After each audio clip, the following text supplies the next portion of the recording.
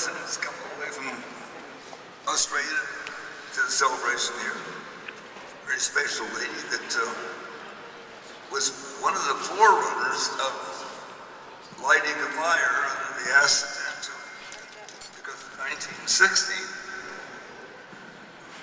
well, she was a model. What did you model first? Lyle. What is it? Keep the microphone closer to your mouth. Now you got it. Okay, sorry. So anyhow, they was a model. You modeled sunglasses first, right? No, I didn't model sunglasses. Those glasses that were used in the photo. Not sunglasses, but glasses. No, I just was a photographic model part-time, but those glasses had no glass in them. They were Dame Edna Everidge look. Well, that was that was at the time that Dame Edna was popular. Yes. Everybody know about Dame Edna from Australia? Daffodils. Raise your hands that know Dame Edna. Okay. So they do. She's sort of obscure, but she's funnier than hell. It's a guy from Australia that does a comedic act as a woman who's a socialite, plays as English, and knows the Queen and everything else. It's a terrible show. But anyhow, and she wore these crazy glasses. That's correct. And I guess crazy glasses was in at that time. That's right. Then it went, you modeled some, never seen any piercing modeling you did. I didn't do any piercing modelling. Yeah, I don't have any piercings either. But, So he tells us. I bet there isn't. 75% of the people out here has got some kind of a piercing. Or something. Piercing's really popular nowadays, I think. It used to be. Right. More so before, yeah. They say that tattoos are permanent, but piercings, the holes will heal up. Yeah. You got ears like a Cocker Spaniel when you put them big rings and stuff in there. It might heal up. Anybody gonna do a piercing on Lyle later? Huh?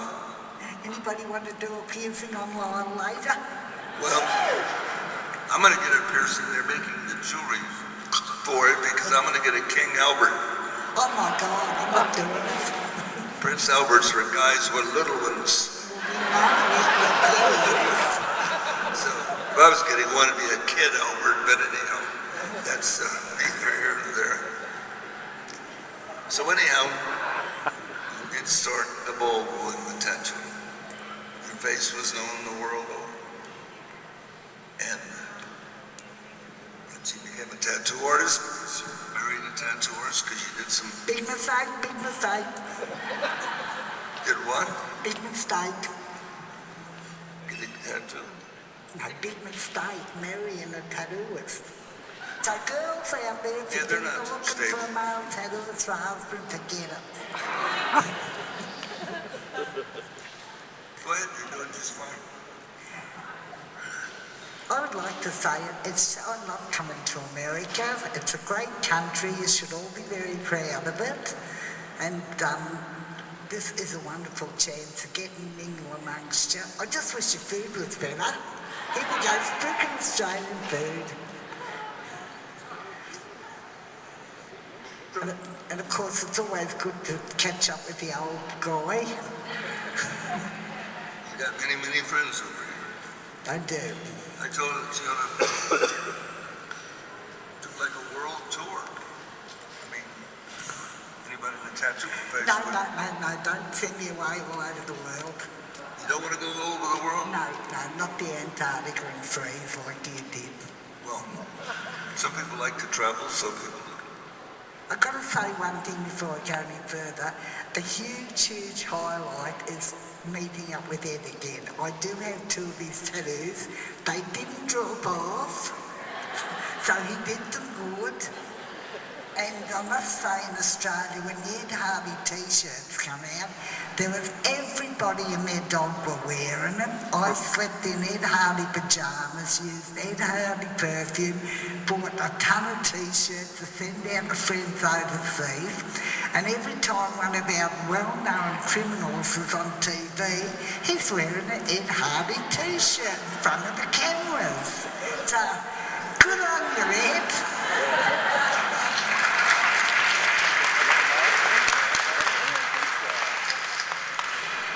I bought some Ed Hardy designer condoms one time.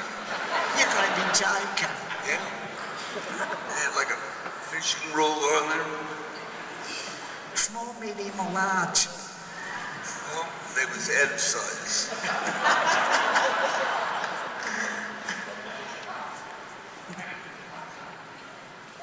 I couldn't figure out what to do with them, so throw them away. The condom. Oh, the older you get, the worse you get. Lyle, it's me you're talking to. Okay. Everybody's got a question. Hang on a minute. Have you all seen the photo of Lyle and I in my lounge room where he had a cigarette in his hand and he really copped it about that? If they were my cigarettes, I'll own up to that. But I said to Lyle, what brand of cigarettes do you smoke? And he said OPs because I was going around the supermarket. So Lyle turned around and tells me OPs. I said, well, we don't have that brand in Australia. I've never heard of them. Other people's, he says to me. Well, in Australia, they put pictures of people with disease lips Yes, and I everything know, else but on it hasn't stopped us, has it? attributes of smoking, but that just rubs up Aussie's erogenous zones and just makes them smoke more. So I have pictures in that. They don't care. But they've got my hand cut off with the cigarette. I noticed that. You know, but people, You can lead a horse to water, but you can't make them drink. is that right? What is Yeah, that? it is. Smoking cigarettes. Well, I didn't put the cigarette down your throat, put it in your hand, say, hey, take a puff of this. Well, I don't know. I just smoke once. Be bad to And die and you he didn't have loves to anything drink wrong with too. you. He'll drink one glass after another. I don't drink alcohol, but I sure got a load of it in for this friend of mine. We've been friends for a long time. Yes. What we figured out it was 19. Well, it have to be, no, it'll be early 60s. I'm not that old yet. That would, no, we've known each other way over 50 years. We corresponded before that. Oh, yes. You couldn't have missed her because she had such a high profile worldwide. No, it was because I was used as a dartboard in everybody's backyard. and in your boots and all that stuff. What? Oh, You gotta keep it to your mouth, my friend. can Here. manage this thing. I don't know anything about. Excuse me if you can't hear. I don't have much to say anyhow.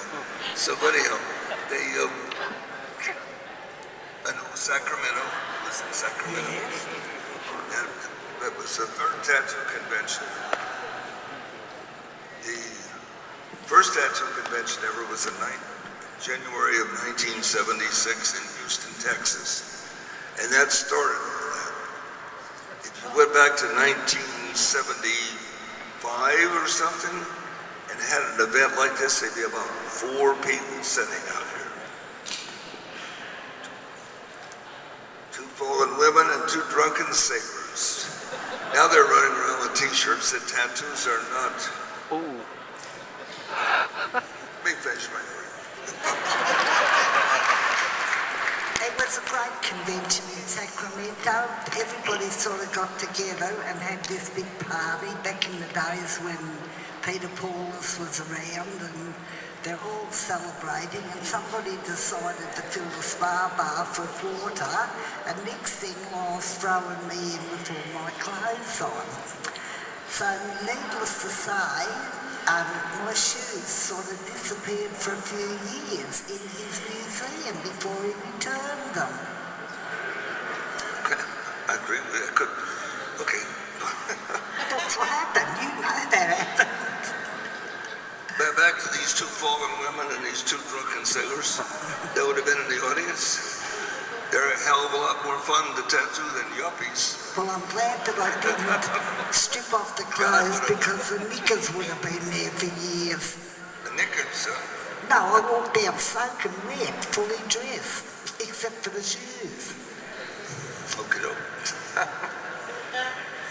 If I know if anybody's got a question. And does anybody have a question? $25, $100. And they said $100 question. Who's got the $100 question? No. Well, God. Gee, no one wants to know about us. That's good. We're supposed to have those. Yes, there you go. Teddy Ellenbrand, please. This is gonna be good. This is gonna be good. Here comes Kate.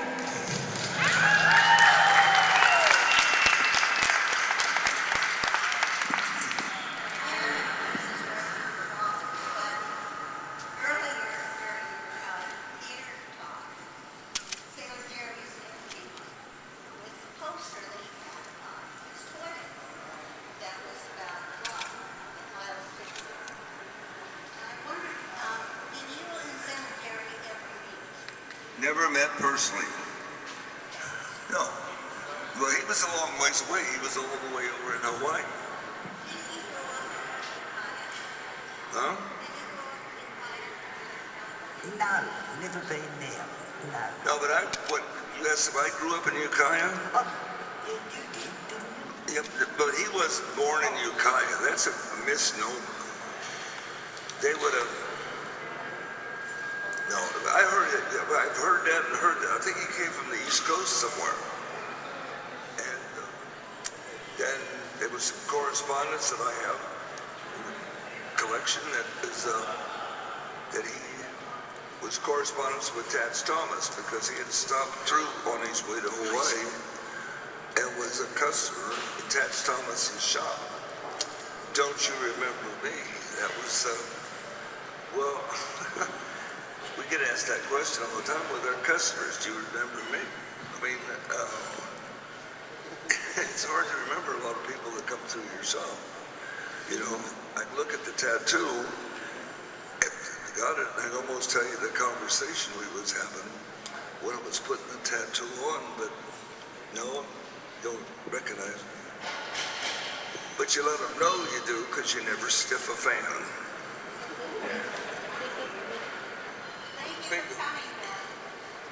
It's a pleasure, Kate. Glad Now, to Kate catch up with Ellenbrand, you she worked again. with.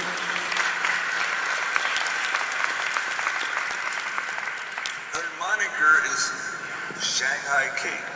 Can, But I'll give you some inside information. Shanghai Kate has never been to China. You gotta put that on your resume.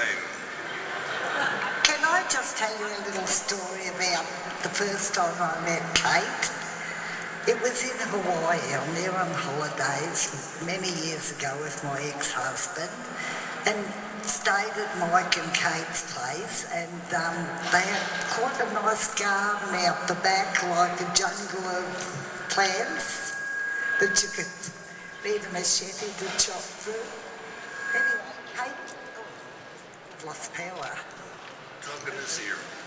Talking this ear. Hello. Anyway, Kate's cooked a leg of lamb, and I have never seen anything like this before. Instead of carving it up, Kate takes a big bite out of it and hands it to me and said, "Would you like a bite?" And from that day on, I have never held a whole leg of lamb up to my mouth and taken a bite out of it. Good on you, Kate.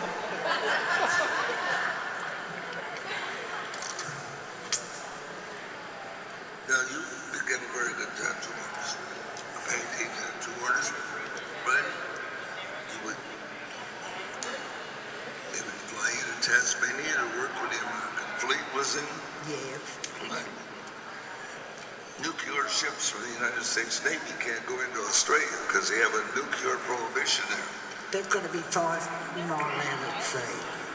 So, when the American Navy goes down there with nuclear ships, they go into Tasmania, which is an island off of straight, Yeah.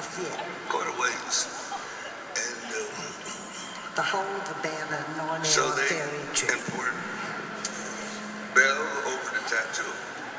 Because it became a real good payday to slap bang freehand tattooers. I've done a Small lot of designs. tattoos on the American Navy. I'd fly up to Perth and tattoo out of shops there, and until they put a stop on them getting the tattoos, apparently they were going to be lose part of their pay if they got tattooed, and they would actually send people out to patrol the shops to make sure none of their crew were in the shops. So that's all gone now, that making money out of tattooing sales. So then you had a tattoo shop in Williamstown, which is just across the bay from Yep. Melbourne. Melbourne's about 20 square blocks. I mean, it's a big city. Everybody's heard of Melbourne, Australia. But it's just a small area. And there's all these suburbs, but they're individual cities. Or not cities, but towns or what. Richmond and places like that. So that's where you were And raised. no, we don't have kangaroos hopping up the main street. And that was, did Lucky Diamond Rich come from Williamstown? No, he lived there for a while, but then he lives everywhere. You never know where he is from one week to another. He would, everybody familiar with Richard? I mean, Completely Lucky Diamond covered. Rich, most tattooed man in the world. He's tattooed black. I was walking down the street with him in Melbourne, and he's so tattooed and so black that he was just sucking up the ambient light from the street lights and everything else. And he's got a lot of tattoos. He has. But now he's going through and they're doing white, doing designs over that black. So it'd probably be white. You never know. That's going to be a lot of the cover-up. Or he's in the, I think he's in the M&S. Oh, no, it's S&M. I don't know much about S&M. You probably don't either. I've no idea. But there's some fans out there, I'm sure. So, what do you think? Okay. Well, see, nobody's asking questions because they all think they have to pay you. I work at a disadvantage. She has an accent. You notice that? And then Well, so do you. bad hearing, huh? So do you. I know that you know you don't have an accent. We have an accent. So, I learned one thing very important. Deb came back to St. Louis to a show we had back there. And with the tattoo collection and the tattoo, we had a whole thing, which is not really advertised or made a big deal. Who's that? Okay. Then so Deb's flying in from Australia, going out to the airport and meet her. We went down and had lunch, some people, and we walked by a florist, and they had, I forget how much money it was, for a dozen long stem roses. Well, of course, when they have a sales item out there, that's, so I walked in and I said, I want a dozen of those long stem roses to welcome her to the colonies here in the States. And if you really want women to get weak in the knees when you walk past them, and especially in an airport, cradled with a dozen of long stem roses to go out and pick somebody up. They went over great. But I didn't meet you at the airport here with the long stem roses, but all right. I couldn't raise the funds because the cost was very high. Do you mean you guys wouldn't give him 1 cent each to get some roses? I didn't hear you, I'm sorry. No, they'd have to be on special somewhere. Being hard of hearing is a Not only that, you'd have to bloom and pay for parking at the airport. I'm sorry. I just... I think he just took the hearing aid out so he doesn't have to listen to any more of this.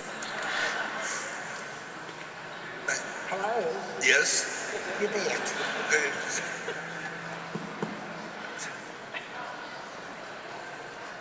We're not getting anywhere here, I don't think. I'm sorry. Because if hearing is bad, Something to look forward to. should we start all over? Hello? Hello? How you doing? So, questions. Just something to get us back on track. And How you doing? Sean Barber had I think he's got it set up there. Okay. No, there's nothing. Hello? Hello?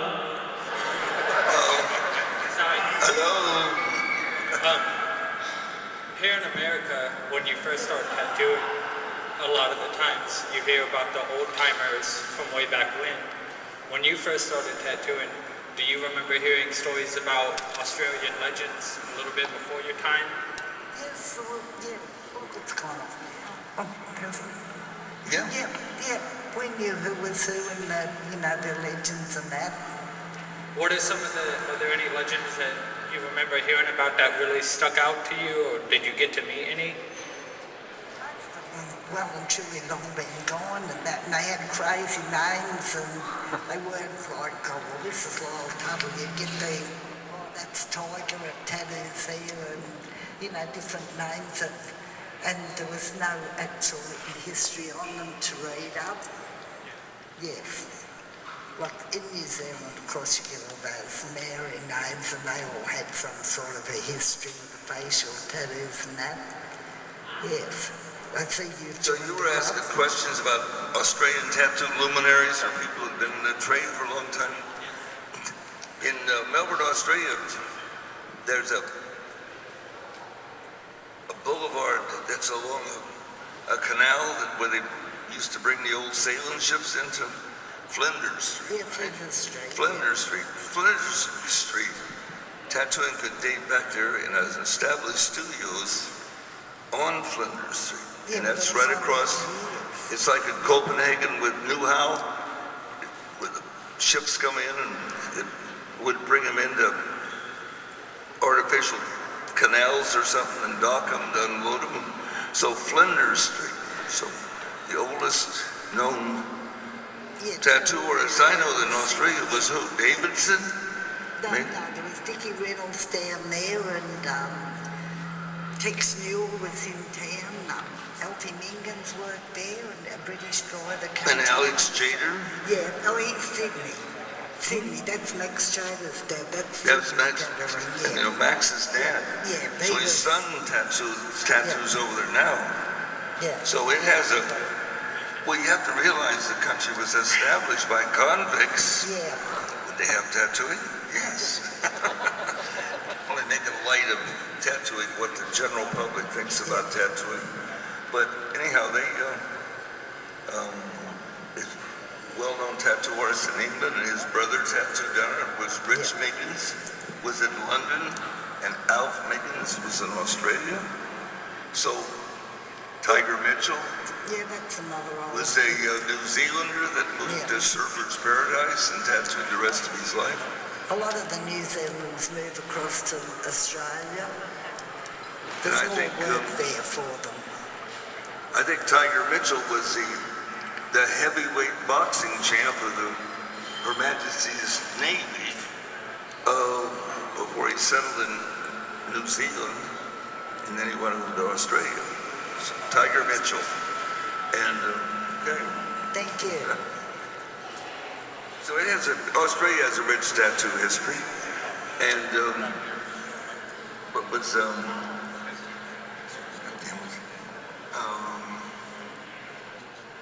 are you talking about? when I'm talking about a tattoo artist, I can't think of his name real quick. Well, which town are you talking about? Melbourne, Sydney? Or I truthfully don't know. It's, but it starts with an F. It's F-U-R. Built Machines. Oh, Billy Furniss Bill, you're talking yeah, Bill about. Furniss. So Well, he's been gone a lot of years. they, Billy Furniss tattoo machines over here are scarce as hen's teeth. You know, if you have one in your collection, you prize it. So I went to King's Cross, which is in Sydney, went into a tattoo shop. It was a guy had 6 of them, and he's set up, and he's tattooing with them. You know, so they, it wasn't that rare in Australia. Well, I had a couple already, but they Wet your whistle. have gin or vodka. Neither. We'll take it back. You gotta What? No, you have to eat the mic. Almost eat it. I have to eat the mic. Better. Hold it, keep it right up here. That's Oh, I know, God, yeah, but keep it right to your mouth. Because you have all to these touch your rules and regulations. Now you got it. Boom, boom, boom. Hello? Yep.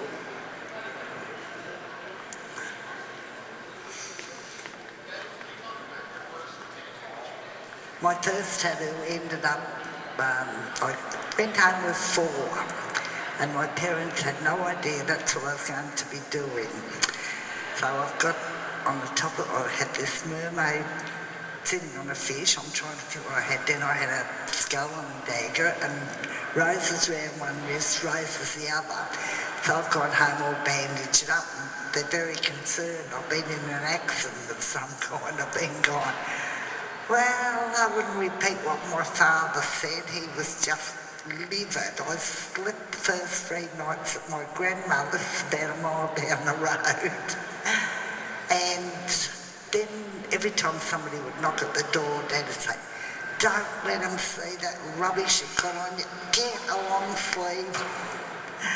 It was just a case of hiding. And back in the days, you didn't walk down the street and see tattooed women everywhere. So I virtually got really well covered up the moment I walked out the door till I got back in. Then one night I got asked to go on this big show on TV in Melbourne. It was called In Melbourne Tonight. And Don Lane, an American guy, was a compere on it.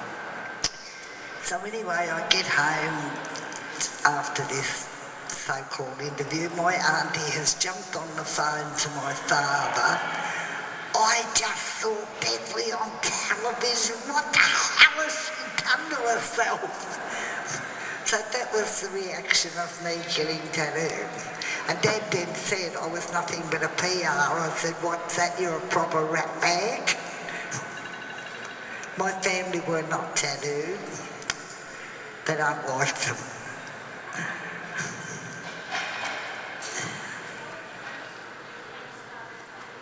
Beg your pardon?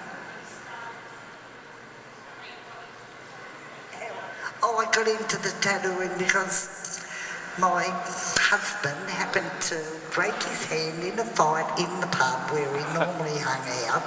Then he said to me, "You're going to have to tattoo." I said, "You've got to be joking." He said, "You watch me do plenty of them. There's no such thing as you can't do anything. Anyway, don't worry, whatever you stuff up, I'll fix it up when I get back to work in 6 weeks." So I'm down on the waterfront, this is where the shop was, and I'm shaking like a blooming rat thinking, what am I going to do? I hope no one come in. And as it was, 2 guys walked in and one ran out the front and said, "Oh my God, it's a Sheila tattooing in there." And I think I took about 3 hours to do something. I ended up doing 10 minutes in there, and it actually didn't turn out too bad. Well, that 6 weeks went on for about close to 60 years. Very good, very good. Huh? So that's why you don't marry a tattooist. You sold your tattoo shop, you don't tattoo anymore, Exie. Other than just courtesy tattoos. Yeah, I do the courtesy one. Now and again somebody wants me to put something on them and then I'll go, if I decide I'm going down to do it, I'll do it. Yep. Yeah. So they So you raise pets. 'Cause I don't raise pets, I just feed birds. you don't on the raise them, roof. but you love them and you keep them. I'm probably going home to a room full of dead pigeons, crows, magpies. Feeds them to death. I mean, she just.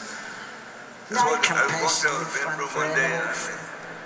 her favorite dog at the time was laying there taking a nap on his head in the goddamn dog dish. Using it as a pillow. He's talking about my dog.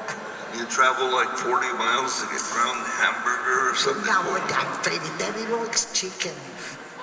Oh, 39 miles, I'm sorry. Down the supermarket. Yeah. Well, anyhow, you're a good person. You're credit to Australia. And Thank you. And thank you, my friend, for following me here. She's a great mate, Trace. I think that should do it.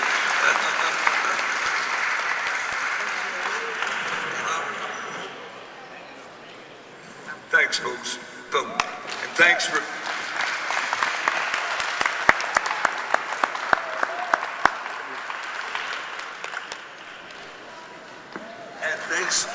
And thanks coming to the overall event, because everybody knows it's a fundraiser. And, well, I mean, I'm not hustling money or anything, but it's the idea. I got the world's.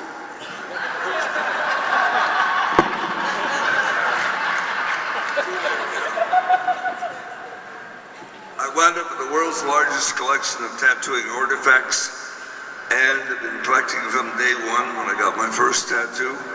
And I want to see it in a proper place, open to the public, to let the world know what tattooing is about. And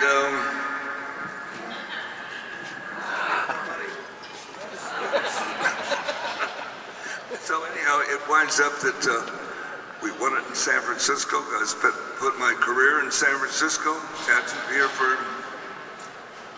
I got my first tattoo in 1946 here, and started tattooing professionally in 49. So I think I'm connected with San Francisco. And San Francisco is everybody's favorite city. Everybody wants to come to San Francisco, and so the museum should be here.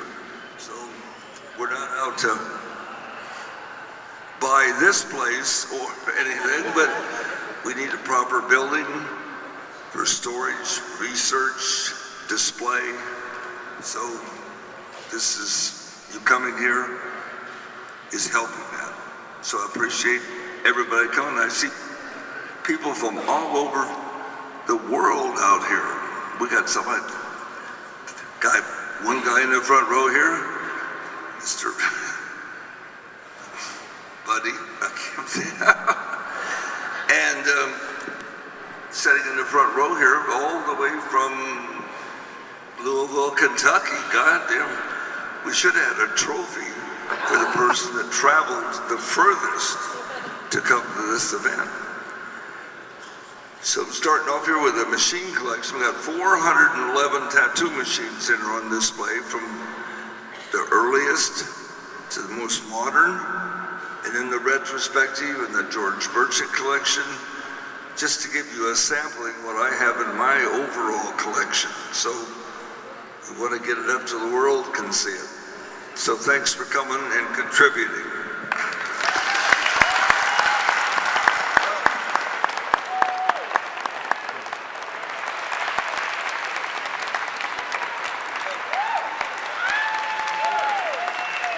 Sorry to be by you the whole time. Thank you.